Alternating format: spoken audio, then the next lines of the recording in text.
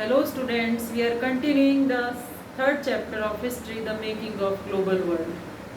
Student, today we will discuss the topic rebuilding a world economy. आज हम पढ़ेंगे rebuilding a world economy, यानी कि सेकेंड वर्ल्ड वॉर के बाद जो स्थिति बनी उसकी रिकवरी कैसे की जाए, ये हम इस टॉपिक में पढ़ेंगे. तो let's do rebuilding a world economy, the post-war settlement and the Bretton Woods institutions. अब इसमें पढ़ेंगे कि पोस्ट वॉर के बाद किस तरह से सेटलमेंट किया गया और ब्रिटेन वुड के बारे में, इंस्टीट्यूशन के बारे में. Post war settlement in second world war different from earlier. अब हम देख रहे हैं कि जो पोस्ट वॉर सेटलमेंट था, सेकेंड वर्ल्ड वॉर थी, वो पहली जो जितने भी युद्ध हुए हैं, फर्स्ट वर्ल्ड वॉर हुई है, उससे डिफरेंट थी. क्यों डिफरेंट थी? क्योंकि इसमें सिविलियंस की ज़्यादा डेथ हुई थी, जो सामान्य लोग थे, और आर्मी इसमें भी कम डेथ हुई थी. ठीक है, इसलिए डिफर था. दूसरा, सिटीज वर डिवास्टेटेड बियॉन्ड रिकॉग्निशन. और सिटीज जो शहर थे, जो इलाके थे, वो बहुत बुरी तरह क्षतिग्रस्त हो गए थे, नष्ट हो गए थे, जिनको पहचानना मुश्किल हो गया था कि यहाँ कोई बिल्डिंग या यहाँ कुछ पहले था. इतना बुरा विनाश था. Recovery after the Second World War was influenced by two important factors. अब जो सेकेंड वर्ल्ड वॉर के बाद जो रिकवरी हुई वो दो फैक्टर्स पे बेस्ड थी, यानी कि दो फैक्टर से प्रभावित हुई. फर्स्ट था हमारा US emerge as dominant country, economy, political, military power in west. West में जो यूएस था वो एक पावरफुल कंट्री बनकर उभरा, इकोनॉमिकली भी, पॉलिटिकली भी और मिलिट्री पावर में भी. ठीक है. ट्रांसफॉर्मेशन ऑफ सोवियत यूनियन, और जो ये सोवियत यूनियन था, यानी कि जो ये अमेरिकन इकोनॉमी से इसने अपने आप को, जो सोवियत यूनियन ने अपने आप को एक वर्ल्ड पावर के रूप में प्रदर्शित किया. ठीक है, ये एक वर्ल्ड पावर के रूप में उभरा. क्यों? क्योंकि इसने अपनी इकोनॉमी को बढ़ा लिया था. और इकोनॉमी क्या थी कि इसको जो ट्रांसफॉर्मेशन ऑफ सोवियत यूनियन क्या था, जिसको हम यूएसएसआर भी कहते हैं, उसने खुद को ट्रांसफॉर्म कर लिया था एग्रीमेंट इकोनॉमी से वर्ल्ड पावर में, यानी कि एग्रीकल्चरल प्रोडक्शन से उसने अपनी इकोनॉमी को बहुत बेहतर कर लिया था और वो वर्ल्ड पावर के रूप में उभर कर सामने आया. Focused on two main objectives. अब इसके बाद दो ऑब्जेक्टिव्स पे फोकस किया गया. किस लिए फोकस किया गया?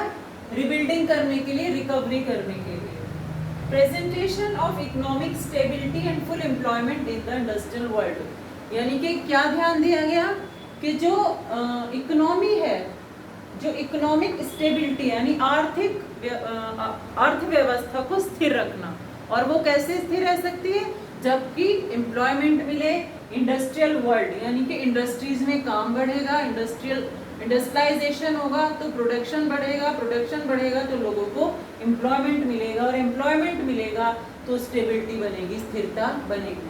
ठीक है. इकोनॉमिक्स टोल्ड, और इकोनॉमिक्स ने भी कहा था उस समय पे कि mass production can not be sustained without mass consumption. कि जो मास प्रोडक्शन है वो तभी स्थिर रह सकता है जब मास कंजप्शन होगा, यानी जब खपत होगी प्रोडक्शन की, तभी तो प्रोडक्शन चलेगा. यदि प्रोडक्शन होता रहे और उसकी खपत ना हो, कंजप्शन ना हो, तो वो क्या होगा? वो फेल हो जाएगा. तो ये एक सर्कल होता है, इधर प्रोडक्शन उधर कंजप्शन. तो प्रोडक्शन कंजप्शन का जो सर्कल चलता है वो रहना जरूरी है इकोनॉमी को स्टेबल रखने के लिए. तो mass consumption, stable income, stable employment, यानी कि स्टेबल इनकम होनी चाहिए. और स्टेबल इनकम कब होगी? जब किसी को रोजगार मिलेगा, नौकरियां मिलेगी और प्रॉपर वो कंटिन्यूटी में अपना काम करेगा और उसको सैलरी या धन उससे प्राप्त होगा, तो वो स्टेबिलिटी बनी रहेगी. Economic links with outside world and should well regulation on the flow of capital, goods and labour. और कब हम इकोनॉमी को स्टेबल रख सकते हैं? जब हम बाकी दूसरे देशों से भी इकोनॉमिक रूप से जुड़े रहें, लिंक बना के रखें. और इन्होंने क्या कहा था कि रेगुलेशन बना रहना चाहिए, किसका? लेबर का, गुड्स का और कैपिटल का. यानी जो मजदूर हैं और जो धन है, जो इन्वेस्टमेंट बाहर हो रहा है, जो गुड्स हैं, चीज़ें हैं, इनका भी रेगुलेशन बना रहना चाहिए. तभी जो है वो रिकवरी बेटर हो सकती है और जो इकोनॉमिक स्थिति है वो बेहतर बन सकती है. तो सेकेंड वर्ल्ड वॉर के बाद हमने देखा कि ये सेटलमेंट हुआ और इसी में ब्रिटेन इन्हीं ऑब्जेक्टिव्स को फुलफिल करने के लिए ब्रिटन वुड्स इंस्टीट्यूशन की स्थापना हुई जुलाई 1944 में। तो ये ब्रिटन वुड्स इंस्टीट्यूशन हम नेक्स्ट वीडियो में पढ़ेंगे।